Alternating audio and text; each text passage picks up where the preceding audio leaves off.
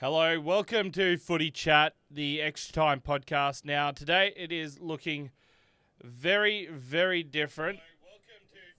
Sorry, my phone just going off there with the radio. The YouTube video that is here. But it is another week of Footy Chat. Opening round is done. Round one is upon us. The proper start to football season for 2025. Now, it is looking a bit different. We don't have... we're really short-staffed here. It is just me at the moment. Lorenzo is back, but as he walks on, I welcome him. Just like Geelong, yes. You're a bit late to the season. You're a bit late to the podcast. However, we're going to get started now, and it is just a very different... only 2 games. Only 2 games to look on this week, Woodsy. It's good to be with you, though. And as we go straight into it this week, we've got obviously the regular segments to look forward to. But for starters, let's look at the pick of the week. And it's a bit of an ode to Boxy, I reckon, because he loves these Hawks, he loves his long sleeves, and he loves this man. So what better way than to start? Have you sent this to me? I have. All right, I haven't got it. You haven't got it? It's James Sicily. Yes. So as... Hang on, give me a second. I got to unplug as you're just doing some technical difficulties, I'll talk on and explain why. I'll put it back up, In a wet game up in Sydney. Yes. It was this one. Just the 100th year... Is it 100th year or 100th year in the VFL 100th year AFL? in the VFL AFL for Hawthorn. They've been around a little bit longer, tormenting many teams over that period, of course. Nod to that. It's the jumper that pays tribute to that. Yes. Which I'm sure in a future segment we might look at that. I think that's one where we're going to have to look into as well, because there's been a few traditional or heritage paying to the the longevity of a club. Yes. The anniversaries and whatever else you call them. Come in any second now. There he is. This is it. This is the... it's a different looking jumper, but I like it. I wish I'll go more about it in a was. Later edition of Rate or Hate, but I'll leave it for then. But for now, Boxy, if you're watching, whether you're watching live or on repeat. Yeah, probably on repeat. But once again, he's working. You know, he's not really part of the full-time crew anymore. He's the guest star, he's allowed to be here, there, and everywhere. But I thought there are 1 or 2 teams playing, and this is it this week. But talking about the 2 games, yes, 1 of 2 teams, 1 of 4 teams, I should have said, but in 1 of 2 games. 4 teams: Sydney, Hawthorn, GWS, and Collingwood. Now I've written down here the notes for the weekend. Sydney, they were okay. Hawthorn were great. I agree. GWS were excellent, and Collingwood, crap. Don't worry about them. We don't need to worry about them for the rest of the season. So I think, Dylan, our regular guest here, who would sit this side usually. He's not here because he's too upset about Collingwood. Haven't even turned up for the season. Nope. But I do like the other note you've got here about questioning Collingwood's fitness, and so that was the big Nick talking point of the week. Just Nick having Dacos in cramps. particular. Yes, so so I did have my big call last week of an injury to a big name, and who knows, it could just be Nick Dacos, but I don't wish an injury upon anybody, and there was a big injury in that game as well. It was stretch it off. Yep. I can't remember who it was, but it was from GWS.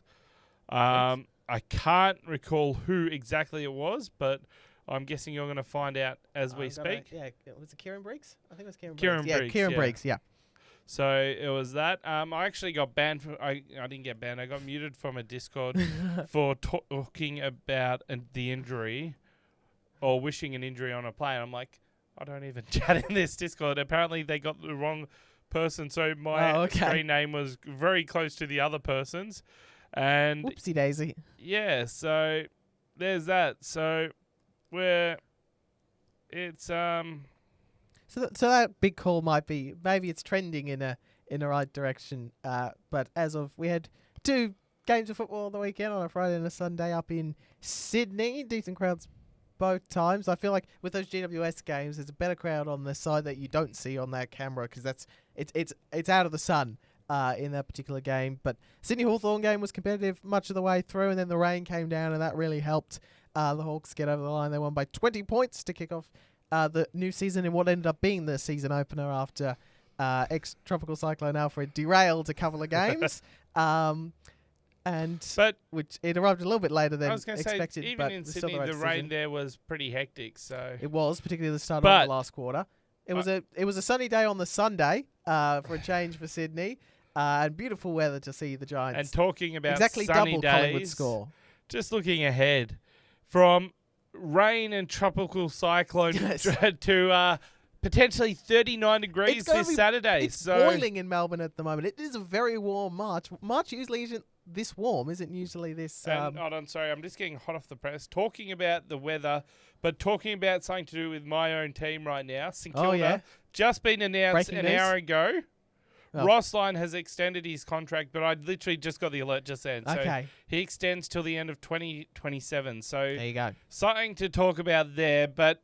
Going back to this weekend in round 1, the proper start to the season. Well, hot. It is going to be warm. It is, like I said, very warm in March in Melbourne at the moment. We're going to have it's a big sporting time here with the Grand Prix coming up as well. Mind you, there's a bit of rain around on Sunday, the forecast said, so that's going to trip some things up. But the game that it really for Melbourne GWS at the G and for the Formula 1 race. The game it really affects is your team, Geelong, because they play Freo. They play Freo this weekend in Geelong at the Cattery. But then at nice and early, 1:20 at night, it's Doggies in North at Marvel and Collingwood and Port at the G. Yes. So I don't know how many games are there in Melbourne this weekend? There's 1, there's 2. So these are all the people you're whinging about opening round. It's a soft launch to the season. You get how many? 5 games. 5 games in Melbourne this week. My team plays in Adelaide. Yes. So hold on. Wait. Yeah, St Kilda is the only Victorian side not in Victoria this week. That is disgraceful. Talking about the Volcano, you might as well get off early on this one. I did not even realise that, to be honest. I've just looked at the fixture just then and seen. So hang on. So let me get this number right. 1, 2, 3. Yeah, so there's 5 games in Melbourne, 6 in Victoria when you count the Victorian game, and you Victorians all don't want opening round, because how dare we start a season anywhere else? How dare we start a season with a Richmond Carlton tradition that's you got Sydney, that's not even 15 years old. You got Sydney, Brisbane, and you got West Coast, Gold Coast. Yeah. But then you got every other game in Melbourne apart from Adelaide, St Kilda. So I did not know that. I'm glad I didn't really know that because come back to Melbourne, presumably next week against Geelong. The Cats. So that is our first Extra Time Cup. Yes, we're looking forward to that one. I'm looking forward to that one. I'm planning on going. I'm going to be very busy that weekend with some game expo that I'm doing, TGX. Covering that for UntitledGaming.net. Just a little plug there. But then the following 2 games, we are playing Geelong and then Richmond. Yep. And then we travel over to Adelaide to play Port. And then it's Gather Round. Yes. So as I mentioned last year when the fixture came out, we've got 5 games. The first 5 games, we've got 3 in Adelaide. Yep. So it's the South Australia Saints for the first few weeks. the first month and a half-ish. But not quite we played GWS and Gather Round at Norwood Oval. But coming back to this week and looking back at last week, I've got to go, Boxy, I hope you're watching this. I'm going to be a bit angry. Ooh, I'm going to be a bit boxy because of Dylan Padgett in pre-season. Yes. He was jumping for joy at the accuracy of Collingwood. Oh, yes. Yet... Skip forward we're bringing back bad kicking is bad football. We're bringing back the wall of shame, and it looks a bit different. We're not beating around the bush right now. Collingwood is the first team up on it. And we're going to be And if you bring it to, I don't know why this... let's go to the next one. Is there another? Which the one on the other one? Have you got the frames on it? If you don't, I'll bring up the frame. We'll do the frames next week. We'll do the frames next week, and I might have to actually change the background because I didn't notice that was a premium Canva asset. Yeah, a lot of these are premium Canva assets. I think the Volcano one is another one as well. At least it's giving you a watermark. So, however, well, mind you, I will say we have a shared one. It looks much different than when I try and transfer it over into my one. So we might have to use the shared one. Might have to become the main one. It might be better to do that, but we'll do that for sort that out in post-production meetings and pre-production meetings. We'll sort that for next week while we're discussing. Collingwood, we might as well talk about the Pies because they've been a big talking point this week. How can you go I'm trying to get the stat right now. How can you? Okay, so It was 6-16 this week. And mind you, your kicking's bad when if you flip it, they were 16-6, they still would have lost. That's how bad their kicking was. That even if they were great, presuming everyone else is the same, because 16-6, 102 would have lost to 15-14, 104. So let's just go to last week. Oh, the week before, sorry. When you defeated Richmond. You defeated Richmond They were looking very good. 21-6. You kicked 6 behinds, right? 21-6, so 132. Richmond scored 6-13, 49. You did a Richmond performance. You scored 3 more behinds than them. Yes, okay, with that scoreline, you would have beaten them. But bad kicking is bad football. It is. Repeat after me, Lorenzo. Bad kicking is bad football. Boxy, if you're watching me, repeat after me. You've drilled it into me. You can't be joyous when you kick 21-6. And at one stage, I think they only kicked 1 behind. You can't be joyous about that. If in the first game, so 19-1 at three-quarter game. Three-quarter time. Yeah. 19-1. You can't be joyous about that. This game, they were 1-6. If that's in a practice game, in a meaningless preseason game, and then in the actual season, it's no Nat Cup. In the actual season, you come out and you kick 6-16. Sorry, but you're up there. Yeah, Boxy, I hope I've done you proud. First team on the much loved bad kicking is bad football Wall of Shame. It will be a regular segment. Dylan, we will give you a right of reply next week, but you've got to do better. Yes, you've got to do better. They have a match at the MCG to overcome all sort of things that went wrong that particular weekend. The main one was, if I go back one slide, I think I've got it. Nick Dacos had. It has been much talked about in the media throughout the week that Collingwood, they looked a bit old. They didn't. It didn't look like a team that was fully prepared, despite the fact that your first game, whenever that is, opening round 1. This is the team. This is the week you have the most time to prepare for. You've got a full. What is it? It comes out mid-November, the draw. So what you've got 1, 2, 3.5 months ish to make sure you're ready and everything's good to go and your players are back fit. And it's been a big talking point through the preseason. We know lots of injuries, lots of players going down. Some of that's been because players have been shoved into contests and the AFL's finally decided to crack down on that. It took them 2 games into the actual season probably for them to crack down. But good to see they listened to the Volcano. But it's been the big talking point of the week. And almost the most jarring thing that came out of the week was just how off the pace Collingwood looked right from the get-go in that game against GWS. I'm very frustrated. I've tipped 0 winners this week because I tipped Collingwood, and that GWS team is the team I like to tip often, and I just worked my way into not tipping for the Giants this week. We won't overreact. Well, maybe for Collingwood we will overreact for this week and say they're done, they're dusted. They're certainly not going up. There's no X on the Collingwood logo just yet in the who can and can't win the flag segment later. But they've got a important game against Port Adelaide next week to assuage any concerns of this team going into the rest of the season. Yeah, well, it's one of those things where I did make the big call last week of a big player getting injured. Yep. I didn't envisage it coming through, but I don't wish an injury upon anybody. No, of course. But we'll see how that goes. But when you going back to backing is bad football, 6-16, and Dylan's already said you're going to win the flag. Boxy said Hawthorn's going to win the flag. We'll wait and see. Yes. But you can't be kicking 19-1 at three-quarter time in a practice game and being joyous about it, and then the following week in the actual at three-quarter time at 6-16 match, it's like, no, I'm sorry, you can't be doing that. Yeah, so that third quarter was a weird one, wasn't it? Because Collingwood had most of the play but couldn't score, and I literally turned around to my brother, who's a Giants supporter, and said, "You're kicking a goal in this quarter. This is how footy works. This is how sports work. You're getting outplayed, but you're not being punished.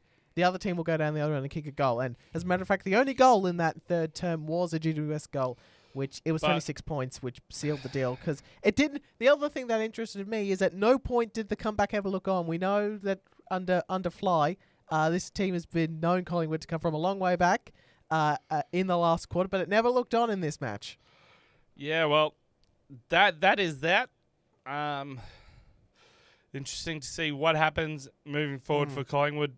Padge, I hope you're watching. If you're watching this on delay, we look forward to hearing your response next week. However, and you will have a game to add to your response somebody as well, I'd like to hear a response about is there's been a lot of interesting talk in the news this week, and the biggest, football related. Yes, football related story. So it's the one in the off-field stuff is Geelong's audit of.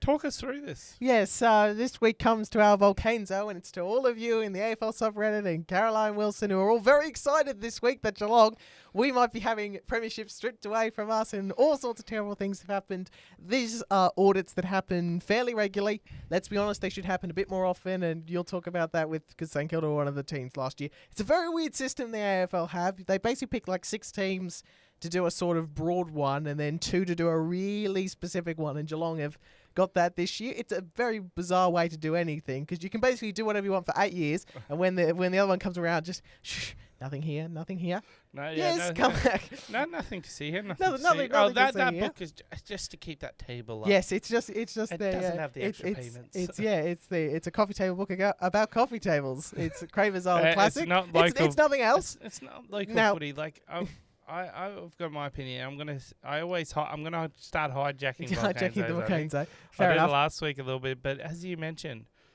2 clubs do it every year. St Kilda and Hawthorn did it last year around the time of the Josh battle. Yes. However, it's a professional league, and if you think that the AFL is not on top of stuff, they might not have been in the 80s and 90s with Carlton with brown paper bags.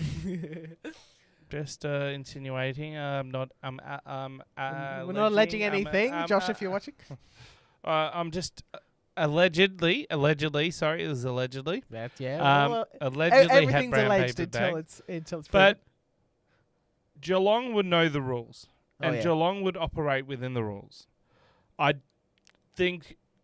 hope. There's obviously some stories, and I'm hoping that it's the side of the fence of the Selwood loan or whatever it was. Yeah, I don't even know. I don't even read half the stories because I don't think they're major to anything that happened on the field. Players are smart enough to also realise that this could be a no-go, so let's just leave it, or I'll contact the club to make sure it's above board, and the club would investigate it and get everything ticked off to make sure. Now, obviously, life after football with any club. Yep. This is not just restricted to the AFL, it's local footy as well. Players getting jobs with tradies or whatnot as part of a package to go to a club, or in this case it could be, well, we'll sign you to a 10-year executive deal as soon as you retire to kind of sweeten a deal to stay at a club through a sponsor or be a sponsor's ambassador and do very little work. I don't know what the deals are. Yep. But I'm pretty sure if Geelong are doing them with Cotton on, yes, which they will be above board. Yes. But there's also the coach role. I don't know what it was. However, Chris Scott had something with Morris Insurance. Yeah. I'm so not there's even all sure. that. There's all this stuff. There's all this stuff that I'm sure clubs will look into, and as long as it doesn't impact the on-field stuff, then I don't care what Chris Scott's doing. And look, Chris Scott, I was listening to him because he was on AFL 360. He's one of the smartest people in the entire Australian football industry. He knows every little nook and cranny. He knows the tribunal system better than 99% of other people. I swear it's about him, David Zeta, Jared Waitley, and that's about it. If people actually just understand get them. that system. I think they should just get them on. But yeah. But yeah, so calm down, everybody. Nothing's going to change. Mind you, it won't stop some of the crazy people on the internet, because if Geelong do get found out to do something bad with the devil incarnate, if nothing happens, it was swept under the rug. Or perhaps it's a third option that there was nothing there to be seen in the first place, which is the most likely outcome. Mind you, it should also be noted that for all the talk of Geelong's salary cap, let's be honest, since Chris Scott came in 2011, there's only really been 2 genuine superstars that have come to this club in Patrick Dangerfield and Jeremy Cameron. Now, maybe Gary Ablett Jr., but he was past his best. Isaac Smith in his 30s, no. Zach Tui, no. We've been able to build a lot of good players, who are very good players, but they're not quite of the superstar range. But it's also part of the recruiting. Yep. younger players and fostering them, having that great environment, having that life away from football and encouraging that. I think that's the biggest thing for Geelong is they've got that. You're in Melbourne if you want to be, but you're not in Melbourne. Yeah. And if you want to you live can have out a life in Melbourne, but you can have a life on the farm. Yes. You're kind of laid back. It's a thank bit God cheap, you're a it's a country bit boy. cheaper to live in Geelong than it is in the city, which is why you don't need to have now. If you're an Australian football player who's being in the trade rumours, you're probably fine financially anyway for the most part. But you probably don't need a massive. You're probably happy to take a pay cut and go to Geelong, knowing that you're a good chance of winning games now, winning premierships now, and you don't need to. And it's much more cheaper to live out in Geelong than it is in Melbourne. And you live in a city where you're basically you are a celebrity. Yes, there are going to be. I think Essendon might be the second most team, but most of the time, if you're walking down the street and people recognise you, they're going to recognise you for positive reasons, i.e., playing for the club that they support. You're not going to get hassled by many opposing fans in Geelong. So, not many Collingwood fans. Anyways, Yeah. On that, So calm down, everyone. We'll be fine. I have confidence that at the end of this, nothing much will happen. Because let's be honest, not much happens out of anything the AFL does. that's this for week's one reason Volcane or another. Zone. Now, another segment that we've got is Rate It or Hate It. Yep. Or Rate or Hate. Now, we've got a few this week, and Yes. I've already said, and we're going to do this bit last on this segment, but footy jumpers. I'm going to be having each week a few footy jumpers up there. I love me footy jumpers. Yes, we do. And in honour of Spud's game round 9, and that's going to be one with... I'm just going to put it forward now. That one will be names on jumpers. But each week there'll be a theme. Yeah. Now, Yeah, of course, yeah. so I'm going to pick out themes. It might be Lorenzo's going to give me a theme, and we'll work together to bring you about 6 jumpers. It might be more, it might be less. We've got exactly 6 this week. But this week we have 6. Now, in honour of Gold Coast's new jumper being fully red. Yes, all red. So this week's theme will be red jumpers. But before we get into that... I was about to jump into this. So shall we do some of the things higher up on this rundown sheet before we get to footy jumpers? I am. I'm just giving the preview. Just giving the Yep. preview. Just giving them a bit of a taste of what's to come. Because, we already discussed what you're talking about higher up. However, we spoke on the... was it Extra Time podcast On the Aussie Around the about Grounds. Aussies Around the Grounds about the Super Bowl score bug. Yes, or scoreboard graphic, however And you then want to this call it. week, We had a very... Fox and Channel 7 just decided, you know what? We want the boys to talk about it again. Yes. We It want was them so to amusing. talk about it again. So, let's just put it up there. Yeah, right there they are. Here they Hopefully are. you'll see them reasonably well. It was funny when you when you went into Twitter and it was hashtag AFL Swan Talks. All people were talking about was this one, particularly the Fox one was very talked about. I was watching the Fox broadcast because I was very interested to see how Jared and Hunter would go, and they called very well. I like Jared. He sounded much more radio than TV commentary, and I hope he doesn't get knocked out of him, because that's the way he calls his sport the best, sort of imagining that he's the only one singing and he's describing it to the listening audience. I thought they both did a fantastic job. I've used these two specifically because they were the ones that were expanded out. So obviously the big criticism from the Fox one, that basically everyone, and it became a meme over the weekend, was that it's too big.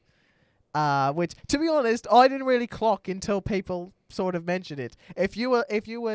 If I didn't have any social media, if I was sort of out on a desert island watching this game and I would have come back, my main takeaway from this game of football would not have been the scoreboard graphic was too big. I feel like they're trying to do American now. It was very American. That was my first initial reaction when the first bounce went down and we got underway. I went, oh, this is... I've seen this before. If this was the specific American broadcast, you wanted to send this out to the States and you wanted to make it better for their audience, you would probably put up that graphic. I think they tried to do American without being American. Yep. Now, I'm just going to quickly send you some, just to kind of give an example of what I'm talking about. And it's not necessarily I hate it. I think it could have been executed better. It could have been a little bit better. So They probably I've don't just need... sent you now that. on So, Facebook. Am I gonna have to? yeah. I'm gonna have to unplug this one in a second. You are? I will say, because I don't have access to it on this one, I could get it, but I don't want to, because I've got too much here to worry about. I will say one thing they probably should do, and look, we have seen it in the past where a sports broadcaster has made small tweaks. They don't usually overhaul, but if they release a new graphic, they might make small tweaks onto it later the year. If you remember, it was 2018 when Channel 7 had their new one, that one was very long. There was a lot of dead space there, and they sort of shortened it as the year went on, sort of based on the team names. So they probably don't need the F&F, the Sunday Ticket, whatever it's going to be, their Super Saturday and TNF it will be.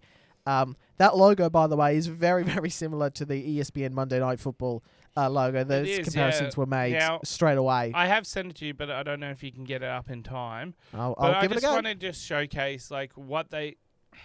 Mark if you're messaged going to do that, how to do it. Now, obviously, it's an NFL game, but you can have stats up there. You can have scrolling stats. You can have win-loss, whatever, shots at goal. Have like utilize that bottom like 5% of the screen. So just say down to here, right? Yep. Utilize that. I'm going to... Rather than you've done 75% of it. Take the whole thing out. I know the example I'm giving isn't necessarily that, but there are a lot more examples on the net with NFL especially where they have that mainly NFL, mostly ticker NFL at the bottom. And it might be baseball, it could be basketball, but it's like if there are other games going on at the same time, they usually have that in the bottom right-hand corner. Well, you can incorporate. And the NFL, the American sports, but that's also because they usually have like 15 games going on at once. So you really do need to be... really up across all the different ones that are going on around the league. We obviously don't usually have that here. In fact, in anything, we really need to get to the spot where there's one game on at a time as often as we can. So I love the redevelopment. So it's up here, and you've actually got all of them. Great. So this is the one I'm going to point out first. So this is, I kind of think, what they should go for. Yep. Where it's not in the way because if you make it so it just covers that whole thing, you can make it so it stands out, and then where it's 1st and 20, you can have other games going on at once, or if there's most disposals, most goals, you can have that stat tracker. Yep. But the others, it's like they're great. Now, if you go back to the AFL, there we go. Yeah, take off that thing, make it narrow, center it. This one, I don't mind Channel 7's. I don't mind it either. I preferred their previous one, to be honest. I think that's the best graphic we've ever had in any place, any time. You have it top left, you know where to look. This, I'd be having it so just have to, have it so it just covers the whole thing. Yep. Have the scores in a place and just placement right. It just looks like it's a local footy production. A little bit. I will say one thing I definitely like about Channel 7's in the last few years, and hopefully they continue it at least by Friday night, that looked to be, and they don't do it for every single game, and it frustrates me, is how they match the colours based on the jumper that the team is wearing, usually. Most of the time, not always. I think that looks really neat, and if they just did it a little bit more consistently, I think it looks really cool.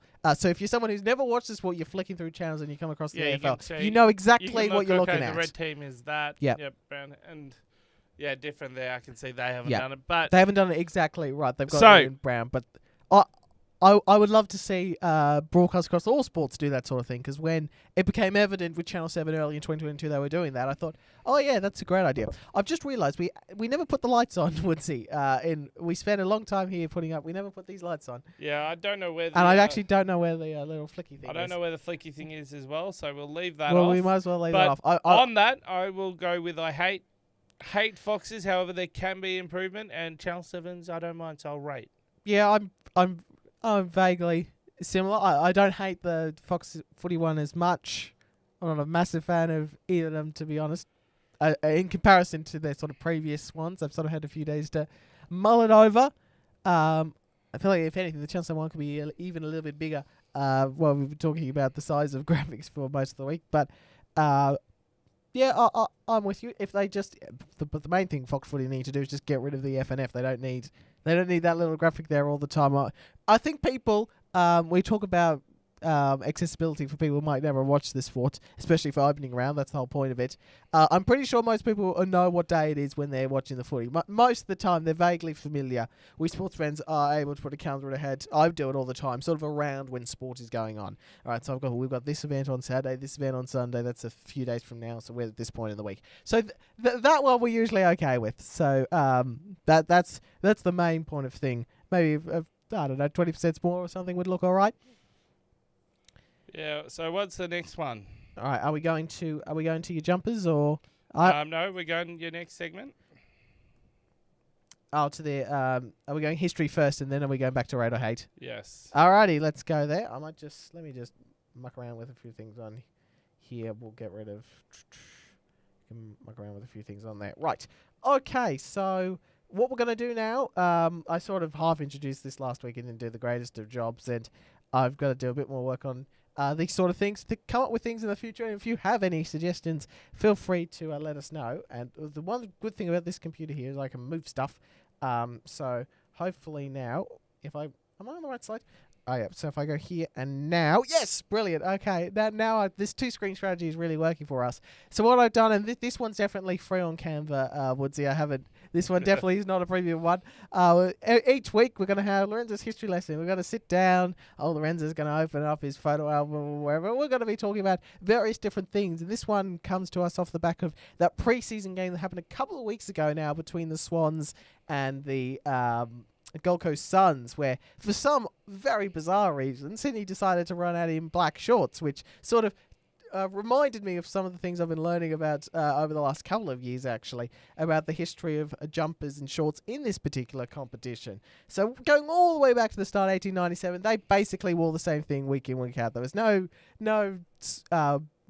distinguishing between home and away, clashes.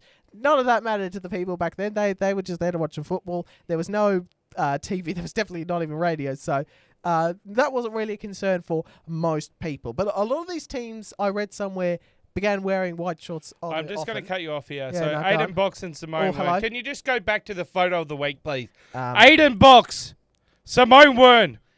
I'm going to volcanoes on you two. You didn't obviously watch the start. You haven't watched the start of the show. You didn't watch the start. They just go Sicily leading the charge.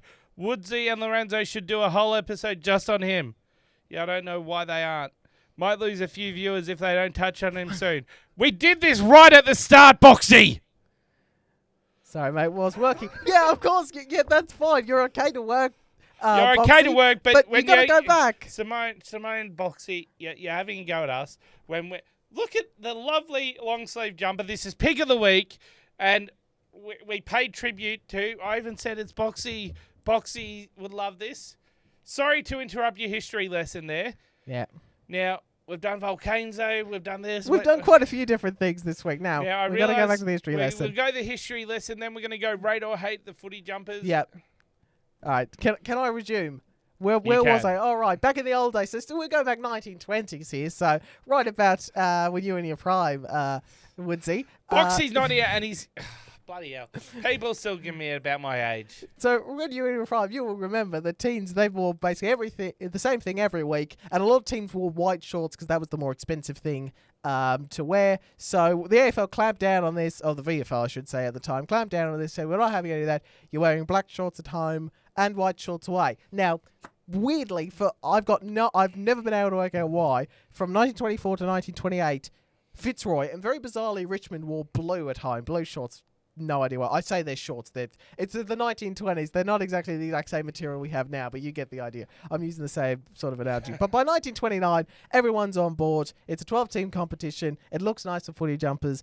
And no one really worried about this until we get to the 70s, because in the 70s, television is very much a thing, and coloured television is about to become a thing as well. So in 1973, Channel 9 did a trial of a colour broadcast. Nobody saw it, obviously, in colour, because they didn't have coloured televisions right now. And Bartlett, the son of Kevin, the iconic Richmond 400 gamer, found that original film, and it's on in full. The entire 1973 VFL Grand Final, where Richmond beat Carlton, is up on his YouTube channel in colour with the Channel 9 commentary if you want to watch it. Kevin Bartlett is widely believed to be the best on ground during that game, funnily enough.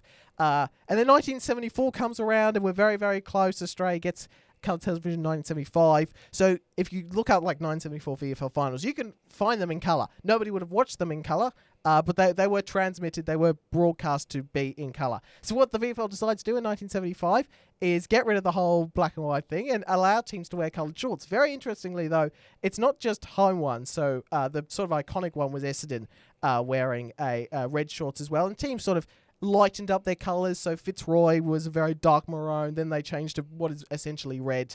But as I said, shorts were also interesting. So you can find some games in 1975 where Richmond wore yellow shorts for like 4 matches and then they got rid of it because it looked terrible and went back to white.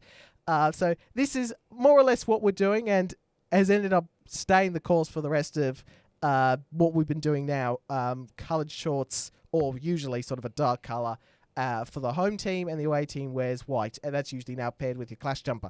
Though weirdly, that's not the case for Sydney and Gold Coast. Again, got no idea why. For whatever reason, whenever Sydney and Gold Coast play, unless they're playing each other, both teams are in coloured shorts. It's very weird. I've got no idea why that was. I think that's just a thing that started with Sydney, and they've just stuck with it ever since. Sydney have very rarely worn their home jumper with white shorts. It's happened on like a couple occasions in the 90s, and that's it. So unless they're playing each other, in which case one team's got to be in a clash jumper with white. We basically had the same system since 1975. The AFLW changed to coloured shorts instead of white a couple of years back.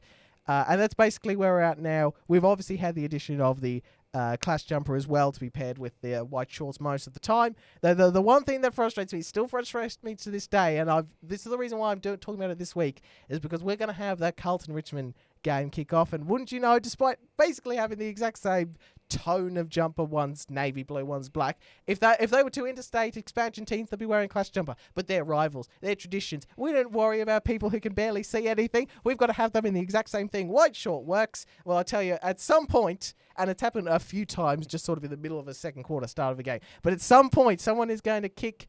It's going to be like 10 seconds left in the game. There's one kick in it, and someone's going to kick a ball in their defensive 50, thinking they've spot up a teammate, but they've kicked it straight to an opposition player, kicks a goal after the siren. And maybe then in one of those games, we might maybe see a change. But unless you're Collingwood away or Richmond and Essendon, there's no clash jumpers seen whenever the big four play each other. So that's the one little, if there's an additional Volcano this week, we need to get that change, please. Carlton and Richmond, you're not that special, wear a damn clash jumper.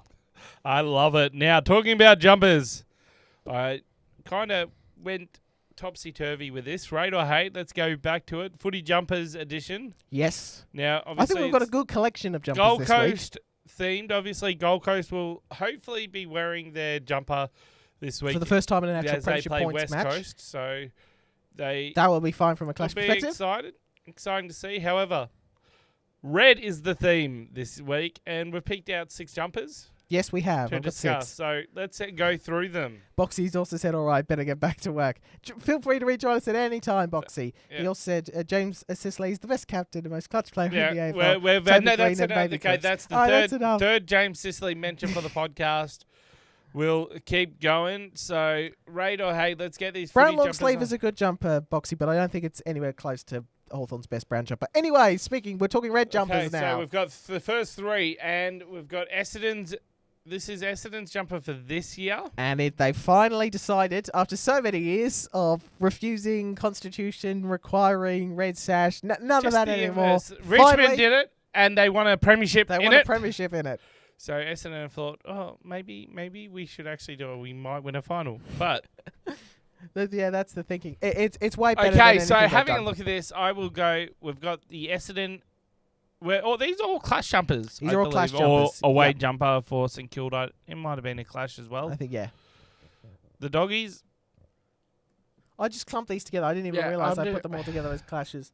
And there's 2 clashes in it. Essendon I rate. St Kilda's one I rate. Yeah. Doggies I hate. Yeah, I'm not a fan of the doggy one. It's just not Bulldogs. It doesn't. Bulldogs are blue. Yes. So the white one looks good, but the red one I admire them trying. Just looks off. I admire them trying. I agree, though.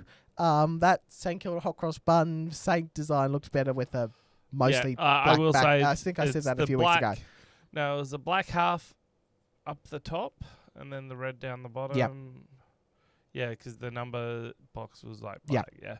I Right. prefer that as well. So we're in However, agreement there. Second half. Now we've got a couple of ones of different eras here. We've got a recent one. We've got one that I don't remember them playing in, and then we got a real retro one as well. So, and these are all 3 different shades of red as well. So I'll we've got start off Adelaide with Clash the from a Adelaide. few Once years again, ago, I Melbourne hate- from a couple of decades ago, and South Melbourne from the 20s. So Adelaide one I hate. It's not Adelaide. Actually, no, I don't mind it. Thinking about it, I think it looks too much AFLW for me. They did play in red for quite a while. The Adelaide. Well, it was a Yeah. slightly different version. They both wear the exact same thing now, but it was a very. They had 2 very different, The very not very big, different, but 2 different stripes. designs for the But women's and no, men's team. I'm not a fan of it. No, I just- much it- prefer the Flying Crow one if you're going to have a red one. It looks off. I'm big, by the way, on. I think Adelaide and probably Hawthorn as well would be used, though. Every white one they had was terrible. I think they need a white one. Because sometimes you just get a couple of different clashes where it's the only one that's going to work. And GWS is one that strikes me as their blue one is the best. Their red one would be terrible. A yellow one wouldn't be much better. I feel like Adelaide need a white clash. But anyway, keep going. Melbourne. This one's got a bit of nostalgia, iconic Yeah, it's nostalgia, vibes, aura coming to it, or has been a word that's been David Needs big in the comes culture to mind lately when I say because of that. bunting. Yeah, David Needs comes to mind when I say Yes. that. Like I don't hate it, but I don't rate it. It's in the middle. Okay. And the I didn't realise that was an option here. Well, if I Is it- I'm do we trying have to- a spectrum? Do we have we'll have put down the bottom yeah, here. We'll it's have a like we'll have a It's slider. a rate or we a hate. really rate. We sort of So rate. it'd We're in the it'd middle. be hate over here and rate over there, and it's kind of be in the middle, Yep. slightly to rate. Yeah. So if you're doing that, if you're going 50%, I'd go 51%. So it'd be rate, and then South Melbourne, and you can see the difference in the red on the the screen there, as I just looked Yes. down to see the differences. Yeah, that's really coming across yeah. on It's the a camera more deeper, than this deeper one. red here. I rate. Yeah, I think this needs to be a retro Especially thing. 1920, so it Yeah. would have been wool. Yeah. They would have been stitched I'm pretty sure on. Roy Kazali was running around in this, perhaps. No, I don't mind that one. No, I'm definitely a big fan of that. Yeah, That's yeah. definitely a rate. Yeah, I'm not a fan of the. I mean, it's not the worst jumper they've ever had. Adelaide. They've had a few shocking red ones, but that one I'm not a fan of. I do like the Melbourne one. I think it definitely stands out for that era, given that was their logo sort of at the time. That sort of matches that era, and I do definitely like that. Old South Melbourne one. I think they need to bring back that for a retro round of some sort, Sydney. Usually they go with the iconic V in it. That is one of the iconic footy jumpers. But I I think think this they one need would to be change great. it up for the heritage, and they need to bring back heritage round. But Yes. A moving retro round on. would be fun. to another regular segment, who can't win the flag now. I don't think there's going to be any changes. I don't think there's definitely no changes from my end. I put 3 teams right away. Part of me just tempted to overreact and put Collingwood, but I'm not going to do that. Only 4 teams have played here. The Giants are still there. The Pies are there. Swans and Hawthorn, of course. We can't forget them. I won't pretend for a half a second. I forgot who was playing. A lot of talk as well. We were talking off air about where's Sydney at? Are they sort of done and pushed to the wayside? Oh, I'm not ready. I think they'll be all right. They won't be as strong as they were last year. Where they were the best team You in the can't comp. write them off. You But I'm can't not write writing them them off. off, But so I'm not doing any changes I'm remaining as well. there. So just to recap of last week, I put 3 teams straight off because the big criticism I had of you guys last year when you were doing this segment is you were too pessimistic very early on in the season, we've got, and I that's reckon sort we've of got half to- continued. I reckon, yeah, I'm the same. I think. Yeah, so that was Woodsy. He put Richmond No, straight that's away. Boxy, that's Oh, sorry, Boxy's. Boxy. Boxy's. Yeah, Come Boxy on. had Richmond on straight away. This was you. You'd done a Yep. similar thing, and Dill wanted. I changed his photo, by the way, to his Facebook one now that he friend requested me. He didn't put on anything last week. And But I hopefully will when we get say the crew back together next week. With us, I reckon what you got to do is you got to buy like the season. Like you have to have at least halfway through the season, you have to have like 5. Yeah, you need. Well, we You we need can't to be have getting to 5, halfway yeah. going, yeah, they can all still win the flag. And I don't think anyone would do they're that. But mathematically possible. They're still there. well, but I love when we get into the mathematically possible. But That's when you know you've got no hope. I was watching I started watching. I didn't finish it. Actually, I might have. I can't recall. But it was the Brisbane season opener video. Yep. About the Rock, chipping away at the Rock, and They spoke about how we started poorly, and I'm like, keep bringing it up. Keep bringing it up, Chautauqua. Well, speaking of Chautauqua. Brisbane, and this is where we'll get into sort of our preview mode of the show ahead of the week itself. The heavyweight championship of the world is coming back. We're gonna the contest is up in Sydney this week. It is going to be Sydney, Brisbane, 4:15 on Saturday. The grand final replay. In Sydney. Sydney can reclaim something. It's not as great as the Premiership Cup. It's digital. It's just a photo.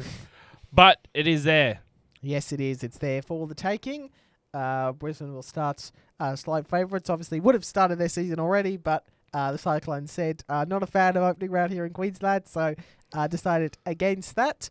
But that'll be one of the matches to look forward to. And all the others. The grand final rematch away from the home team at the venue of the losing grand finalist, as Boxing was suggesting last week, and is happening in his local footy comp. That's what's happening opening in the AFL. Opening the traditional opening game, I should round say. one. Round one, opening game, Thursday night, 7:30 start, Richmond, Collingwood.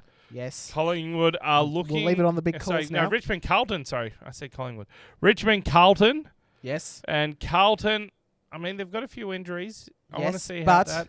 They're still going to be too strong. I didn't write it down here, but my big call for this week would say is all about tomorrow night, and Carlton will win by at least 80 points. It won't be a particularly close game. I was trying to work out where is the right line, 60, 70, 80, 150, no, too far. I'll go with at least 80 points. That feels big enough. 80 points, Thursday night footy on Friday. I don't even know where the over-under is at, but that's probably that's probably a bit more than the bookies will be willing to give you.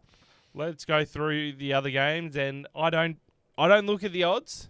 Yep. I just look at the contests. Yes. Hawthorn Essendon on Friday night. I'm interested for this game. Not only Hawthorn were very good last week, but Essendon were very good in that preseason match where they beat the Cats. Isaac Kako was a big standout, of course, with, I think, was it 3 or 4 goals? It should have been one more than he ended up getting, but this should be an interesting one on a Friday night. It should be a really big indicator for Hawthorn. I think they've got to step up. I mean, they face Sydney. Now they've just got to keep that momentum going. And moving on to Saturday, you got your Geelong Cats taking on Fremantle GMHBA. 39 degrees expected. I don't know if it's the same temperature in Geelong, but it's going to be a hot one. While you look at that, I'll go through the other games and then we can review. You can give me a quick 35, but by the time the game starts, it'll be somewhere sort of in the higher 20s, and it won't quite get to the sort of top temperature will be sort of after the game is finished. We're looking 4 or 5 o'clock there. Okay. And so up it in won't Sydney, be actually right in the middle of the up in Sydney, heat. then we've got Sydney, Brisbane, and then come back to Melbourne and Marvel. Western Bulldogs, North Melbourne, and at the G, it is Collingwood, Port Adelaide for the 2 Saturday night games. Those two, I think the Collingwood Port Adelaide game will be the more interesting to watch. It's definitely the one that feels a bit bigger. No bond for the Bulldogs, so there's sort of a little bit less star power in that. North Melbourne can get the surprise, but we're going to have to wait and see. Can they get the early I still can't believe that Simone and Boxy, by the way, just started talking about where's Hawthorn. Like, guys, it's pretty clear that we didn't just forget about you all week anyway. Yeah, they come in late. You know, they miss half the class. But the show. On Sunday, it is my St Kilda Saints being the only Victorian side to travel. Season. Adelaide Crows. Well, is it St Kilda or is it the South Australia Saints this week? Well, South Australia Saints? It's no longer STK, so there's St Kilda, but yes. We'll have to... It's going to be tough, but my big call is St Kilda for the upset. Yeah, you're going for the win this week. So that's my big call for this week. We'll see if I'm right. My big call won't always revolve around St Kilda, but this week it has to. And at the MCG at 3:20, Melbourne take on the Giants. This should be a very interesting one. Let's see where the Giants rate away from home. Can they actually win away from home? This is going to be an interesting game as well because, like I said, in Melbourne, there's going to be perhaps a bit of rain around in that sort of middle afternoon. I know my brother who's a Giants supporter will be at this match, but no doubt we'll be keeping one eye on what's happening over at Albert Park at the Formula 1 Grand Prix. So it could be a big day for those who like orange. GWS at the G and perhaps McLaren doing well at Albert Park as well. We will see what comes of that. And then over in the West, 6:10. It is West Coast Eagles versus the Gold Coast Suns. I don't know why, but 6:10 on a Sunday, I think my attention span will be gone by You'll then. be gone by then. But I was going to say, I like this. I like how they've staggered it. This is the way it should be going forward. It should be sort of maybe 12:40 instead of 12:35.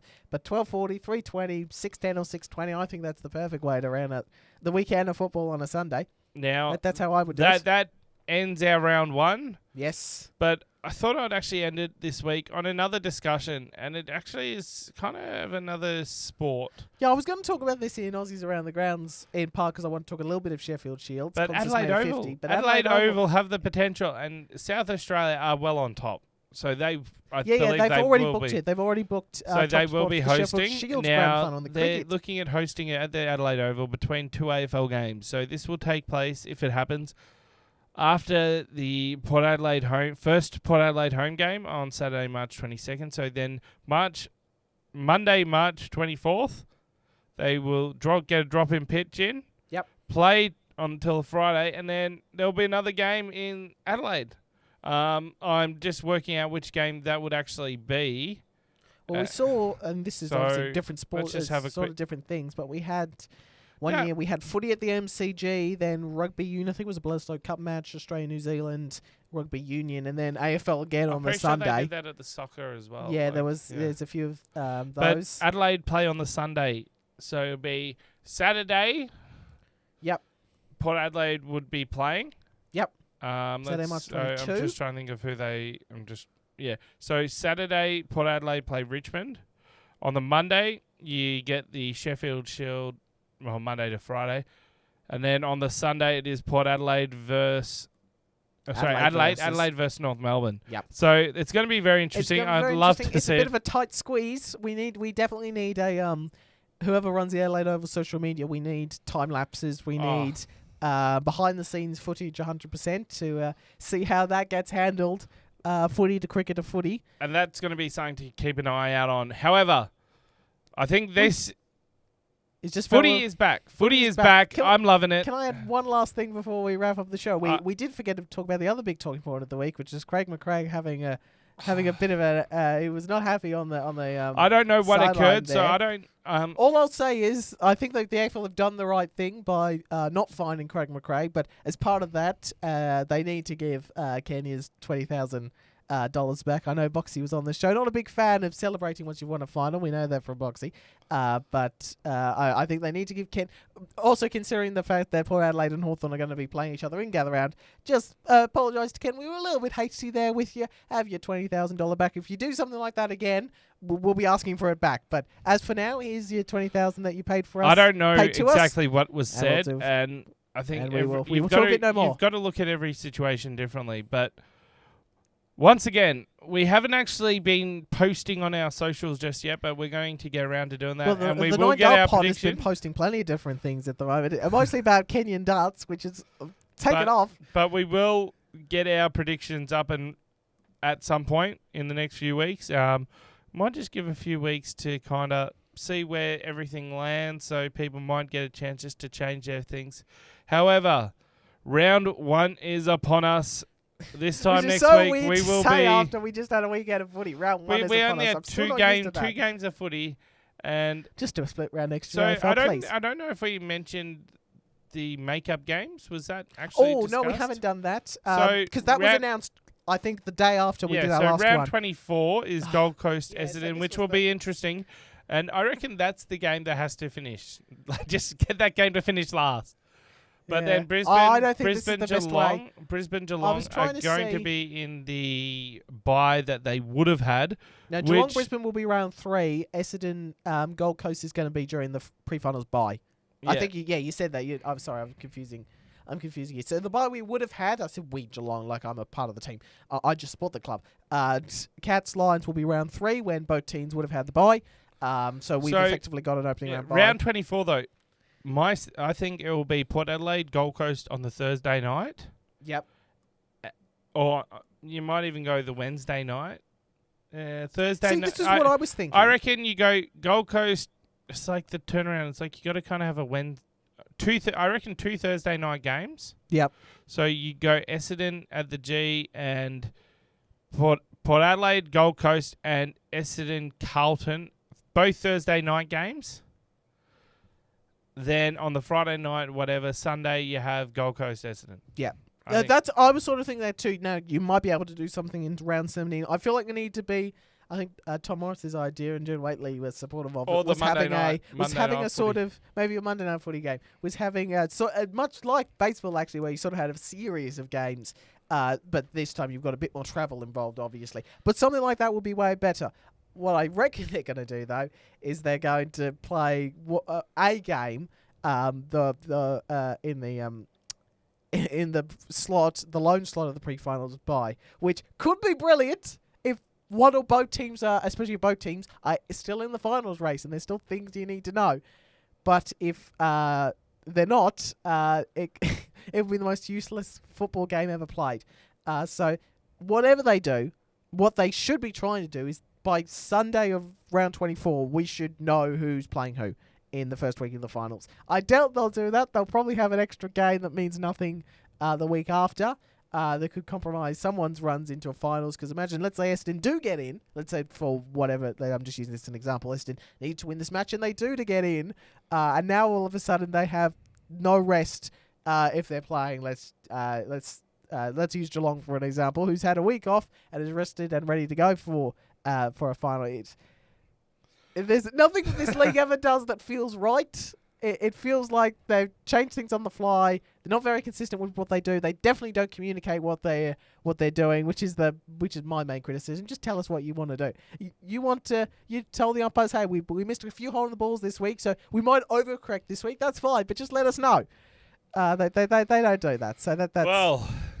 Can you let them know? Lorenzo wants better communication. Lorenzo knew head of football. The Volcanzo just wants better communication with the AFL. That's all he next wants. week it's going to be a big episode. The Extra Time Cup. Yes. So I don't know how we're going to do this. Whether it's just a table of every game. I mean. I'm just trying to think of the games that we've got down, and it's only the 4 teams: Saints, Cats, Pies, and Blues. We just forgot Hawks in this. I'm just looking now. So I want to see if it's actually fair. So St Kilda play 1, 2, 3, 4. Cats play 1, 2, 3, 4. Pies play 1, 2, 3, 4, and Blues play 1, 2, 3, 4. So I think in this, it's like every team. So we're going to have a ladder each week. Is that another thing I'm going to add here? It'll just be after each game. So it'll be after round 2, after round 4, after round 7, and it'll be at the end of the year if there's a clear winner. They get the Extra Time Cup, which will be one of these. But we'll put our logo on it, or we'll Sharpie something. It's basically like the 2004. NAB Cup? It wasn't the NAB Cup. It was the Wizard Cup. Yeah, that one. It'll just be like that. And so I just assumed, because that's all I remember it as, the NAB Cup, because it's the last. Yeah, we'll do. It's even better if we can't, if it's a tie, if we can't split them for whatever. I mean, I'm sure we can find, but if it's 2 people sharing it, we'll definitely have it. The Grant Thomas, Lenny Hayes moment. However, that's all the time we've got for.